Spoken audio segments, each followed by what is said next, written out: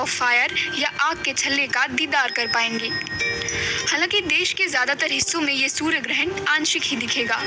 समाचार agency PTI ने कोलकाता स्थित एमपी बिरला तारामंडल के निदेशक देवी प्रसाद द्वारी के हवाले से बताया कि सूर्य ग्रहण की शुरुआत राजस्थान के घरसाना में सुबह 10:12 पर होगी और ये 11:49 से वलयाकार दिखना शुरू होगा और 11:50 पर ये खत्म हो जाएगा। राजस्थान के सूरतगढ़ और अनूपगढ़, हरियाणा के सिरसा, रतिया और कुरुक्षेत्र, उत्तराखंड के देहरादून, चंबा, चमोली और जोशीमठ जैसे जगहों पर ये आग का छल्ला 1 मिनट के लिए दिखाई देगा। हालांकि पिछले साल 26 दिसंबर की तरह इस बार यह आग का छल्ला उतनी प्रमुखता से नहीं दिखेगा। देवी प्रसाद द्वारी का कहना है कि इस बार का रिंग ऑफ फायर थोड़ा संकरा होगा। उन्होंने बताया, वलयाकार सूर्य ग्रहण तब होता है जब सूर्य, चंद्रमा और पृथ्वी एक सीधी रेखा में आते हैं। असल में यह खगोलीय घटना चंद्रमा के सूरज और धरती के बीच आ जाने के कारण होती है और कुछ समय के लिए एक विशेष इलाके में अंधेरा छा जाता है। रविवार का सूर्य ग्रहण इसलिए भी खास है क्योंकि इस दौरान सूर्य रिंग ऑफ फायर की तरह दिखेगा। देश के ज्यादातर हिस्सों में लोग आंशिक सूर्य ग्रहण ही देख पाएंगे। कोलकाता में आंशिक सूर्य ग्रहण की शुरुआत सुबह 10:46 पर होगी और ये 2:17 पर खत्म हो जाएगा। दिल्ली में इसकी शुरुआत सुबह 10:20 पर होगी और ये 1:48 पर खत्म हो जाएगा।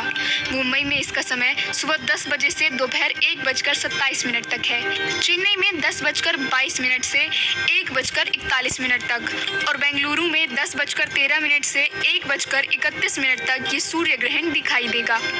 अफ्रीका महादेश में कांगो के लोग दुनिया में सबसे पहले वलयाकार सूर्य ग्रहण का दीदार कर पाएंगे और ये भारत के राजस्थान पहुंचने से पहले दक्षिणी सूडान, इथियोपिया, यमन, ओमान, सऊदी अरब, हिंद महासागर और पाकिस्तान से होकर गुजरेगा। भारत के बाद तिब्बत, चीन और ताइवान के लोग इसे देख पाएंगे। प्रशांत महासागर के बीच पहुंचकर ये समाप्त हो जाएगा। दुनिया में ऐसे लोग भी हैं जिनके लिए ग्रहण किसी खतरे का प्रतीक है, जैसे दुनिया के खात्मे या भयंकर उथल पुथल की चेतावनी।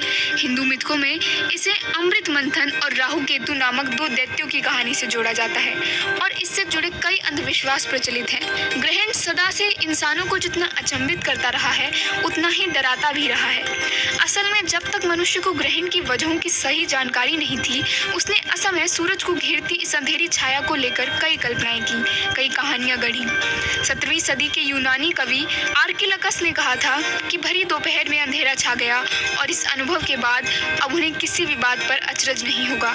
मजे की बात यह है कि आज हम ग्रहण के वैज्ञानिक कारण जानते हैं, तब भी ग्रहण से जुड़ी ये कहानियां, ये विश्वास बरकरार हैं।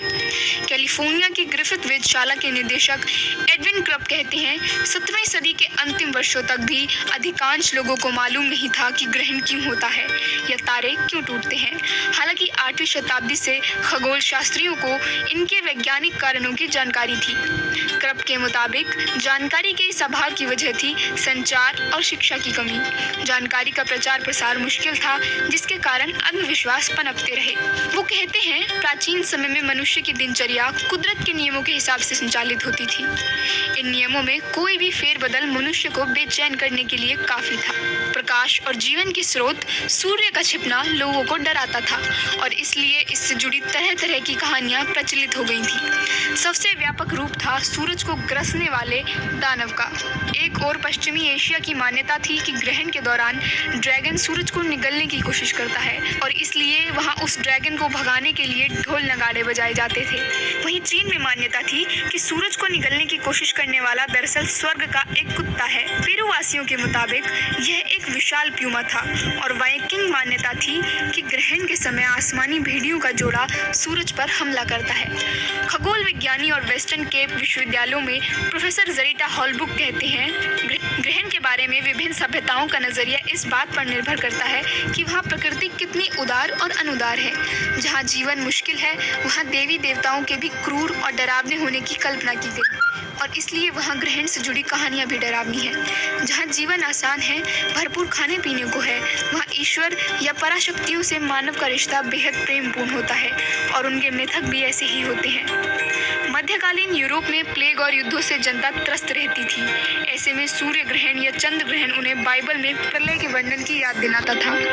प्रोफेसर क्रिस फ्रेंच कहते हैं, लोग ग्रहण को प्रलय से क्यों जोड़ते थे?